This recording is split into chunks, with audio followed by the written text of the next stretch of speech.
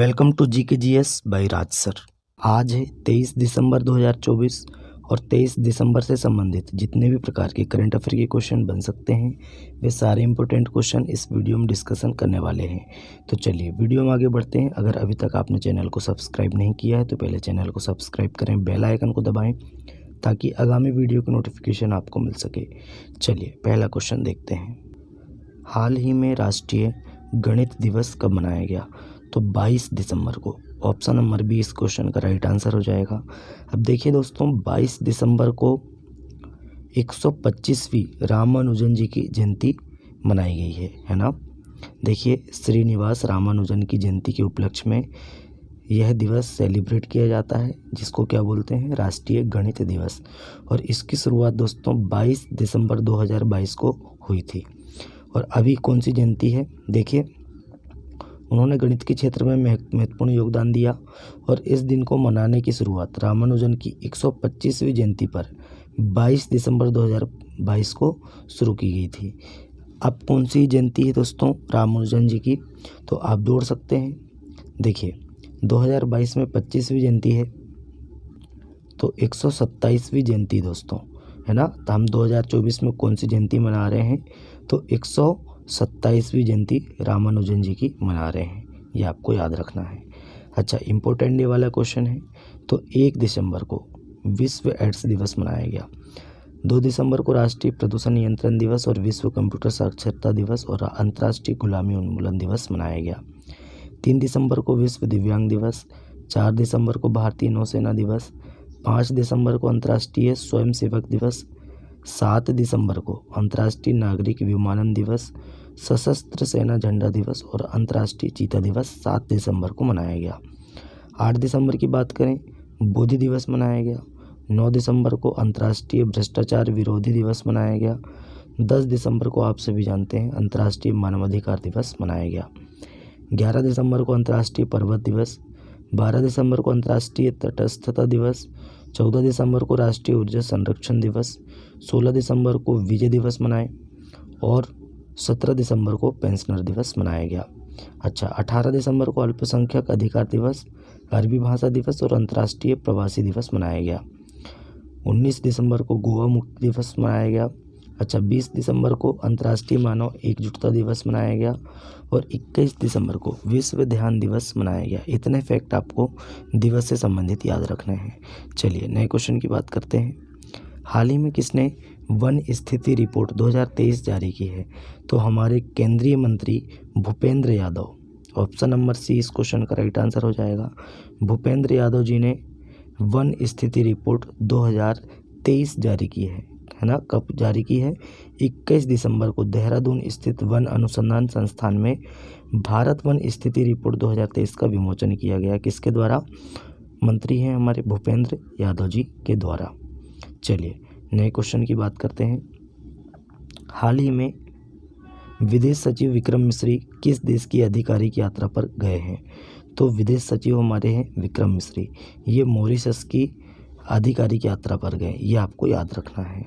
चलिए अब मॉरिशस की बात करें। मॉरिशस के बारे में तो राजधानी है पोर्ट लुइस, करेंसी है मॉरिशस रुपी और प्राइम मिनिस्टर कौन है? प्रविंद जगनॉथ, ये आपको याद रखना है। चलिए नए क्वेश्चन की बात करते हैं। हाल ही में टाइम्स इंटरनेट ने किस बैंक के साथ मिलकर premium metal credit card launch किया है?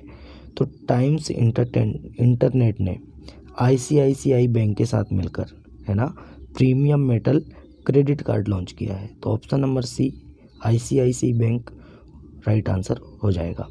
चलिए अब कुछ बैंकिंग की बात करें। बैंकिंग के क्षेत्र में बात करें तो इंडसइंड बैंक ने जलवायु कार्रवाई के लिए यूनिसेफ के साथ साझेदारी की है।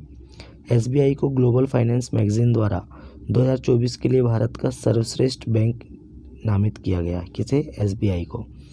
इंडसइंड बैंक ने सुमित कटवालिया को फिर से MD एंड CEO नियुक्त किया है। KVS मणियम ने फेडरल बैंक के CEO का पदभार संभाला है। यस बैंक ने पैसा save cash credit card launch किया है। बैंक ऑफ इंडिया ने स्टार धन वृद्धि सावधि जमा योजना, माफ़ी चाहते हैं। देखिए, बैंक ऑफ इंडिया ने स्टार धन वृद्धि सावधि जमा योजना शुरू की है। HDFC बैंक ने भारत में गिग वर्कर के लिए वित्तीय पैकेज गीगा लॉन्च किया है। किसने? HDFC ने। बंधन बैंक ने महिलाओं के लिए अवनी बचत खाता शुरू किया है। इतना आपको याद रखना है। चलिए नए क्वेश्चन की बात करते हैं। हाल ही में भारत ने इस्माइल कार्यक्रम के तहत किस बैंक के साथ $350 मिलियन का ऋण समझौता किया है? तो ADB के साथ किया है ना। ऑप्शन नंबर बी इस क्वेश्चन का राइट आंसर हो जाएगा। इस्माइल कार्यक्रम के तहत एशियन डेवलपमेंट बैंक के साथ $350 मिलियन का ऋण समझौता किया गया है भारत के द्वारा। चलिए नए क्वेश्चन की बात करते हैं। हाल ही में किसे किंग चार्ल्स तृतीय द्वारा सम्मानित किया गया है? तो किंग चार्ल्स तृतीय द्वारा क्रिस्टोफर नोलन और एम्मा थॉमस को सम्मानित किया गया। ऑप्शन नंबर सी इस क्वेश्चन का राइट आंसर हो जाएगा, उपर्युक्त दोनों। अच्छा, किंग चार्ल्स तृतीय द्वारा नाइटहुड और क्रिस्टोफर नोलन है ना। देखिए किंग चार्ल्स द्वारा नाइटहुड और हेडहुड से क्रिस्टोफर नोलन और एम्मा थॉमस को सम्मानित किया गया। ऑप्शन नंबर सी इस क्वेश्चन का राइट आंसर हो जाएगा, ये आपको ध्यान में रखना है। चलिए बात करते हैं नए क्वेश्चन की। हाल ही में श्री राम मंदिर प्रोजेक्ट को किस देश के द्वारा स्वॉर्ड ऑफ ऑनर से सम्मानित किया गया है? तो ये ब्रिटेन को सम्मानित किया गया। ऑप्शन नंबर 20 क्वेश्चन का राइट आंसर हो जाएगा। चलिए अब ब्रिटेन को सम्मानित किया गया तो ब्रिटेन की बात करते हैं। ब्रिटेन को हम बोलते हैं यूनाइटेड किंगडम। इसमें दोस्तों इंग्लैंड, स्कॉटलैंड, वेल्स और नॉदरलैंड ये 4 स्टेट आते हैं। अच्छा, कैपिटल क्या है? लंदन है। करेंसी है पौंड स्टर्लिंग। अच्छा, प्राइम मिनिस्टर हैं कीर स्टारमर, ये आपको ध्यान में रखना है। अच्छा, ब्रिटेन के बारे में बात करें तो विश्व नेताओं का शिखर सम्मेलन 2024 लंदन में आयोजित हुआ है। यूके की पहली महिला वित्त मंत्री राचेल रिव्स बनी है। ब्रिटेन में भारतीय मूल की सांसद शिवानी राजा ने भगवत गीता पर हाथ रखकर शपथ ली है। मिर्गी नियंत्रण के लिए दुनिया का पहला ब्रेन ट्रांसप्लांट ब्रिटेन में किया गया।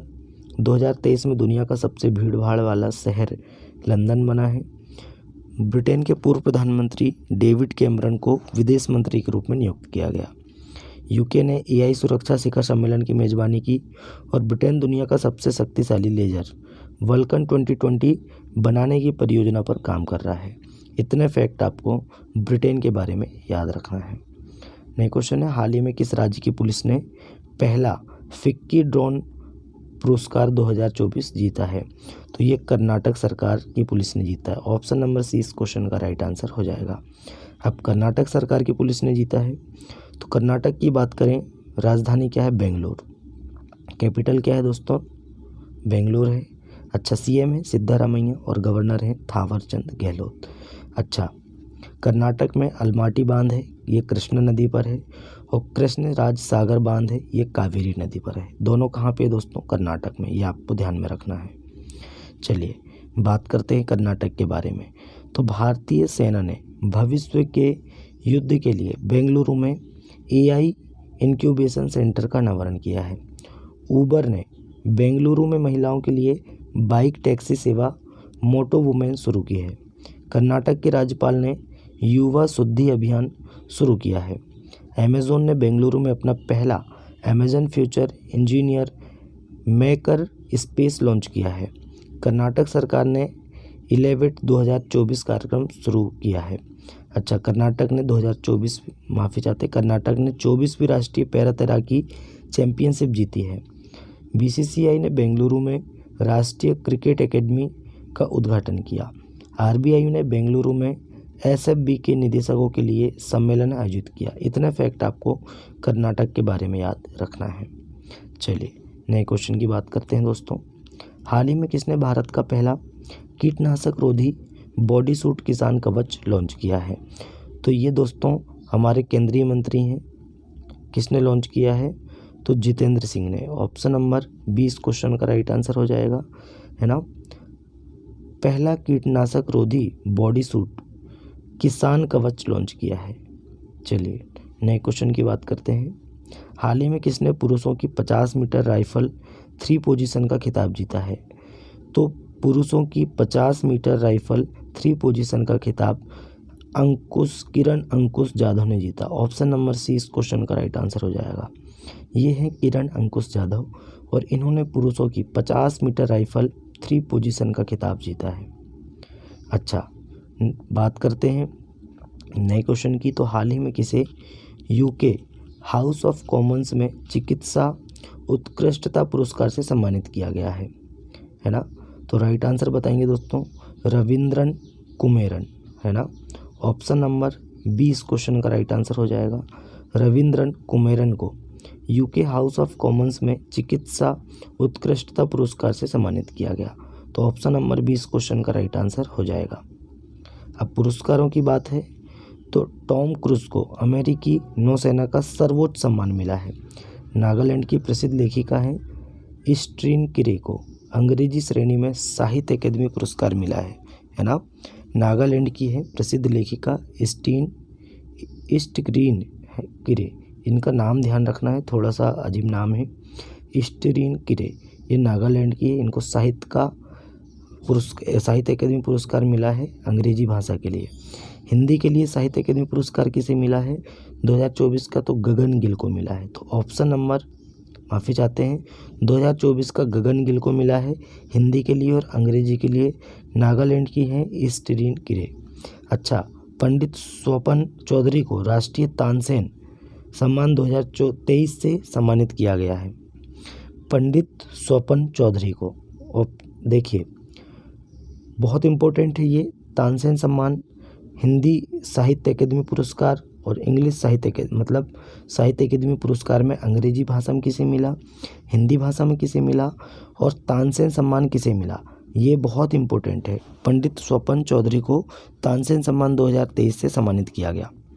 Directors guild of America award में एंगली को लाइफ टाइम अचीवमेंट अवार्ड से सम्मानित किया गया। संजय टंडन को संगीत और संस्कृति के लिए मानद डॉक्टरेट की उपाधि से सम्मानित किया गया। इतने फैक्ट आपको याद रखना है। नए क्वेश्चन की बात करते हैं। हाल ही में 150 गंतव्यों को जोड़ने वाला भारत का पहला एयरपोर्ट कौन सा बना है, तो राइट आंसर बताएंगे ऑप्शन नंबर ए नई दिल्ली, है ना। दिल्ली एयरपोर्ट दोस्तों 150 गंतव्यों को जोड़ने वाला भारत का पहला एयरपोर्ट बन गया है, ये आपको ध्यान में रखना है। नए क्वेश्चन है, हाल ही में विश्व टेनिस लीग का तीसरा सीजन कहाँ संपन्न हुआ, तो ये दोस्तों आबू धाबी में संपन्न हुआ। तो ऑप्शन नंबर 20 क्वेश्चन का राइट आंसर हो जाएगा।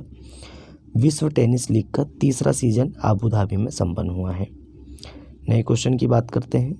हाल ही में किसे तेलंगाना फिल्म विकास निगम का अध्यक्ष नियुक्त किया गया है, तो तेलंगाना फिल्म विकास निगम का अध्यक्ष दिल राजू को नियुक्त किया गया। तो ऑप्शन नंबर सी इस क्वेश्चन का राइट आंसर हो जाएगा। ये हैं दिल राजू और इन्हीं को तेलंगाना फिल्म विकास निगम का अध्यक्ष नियुक्त किया गया है।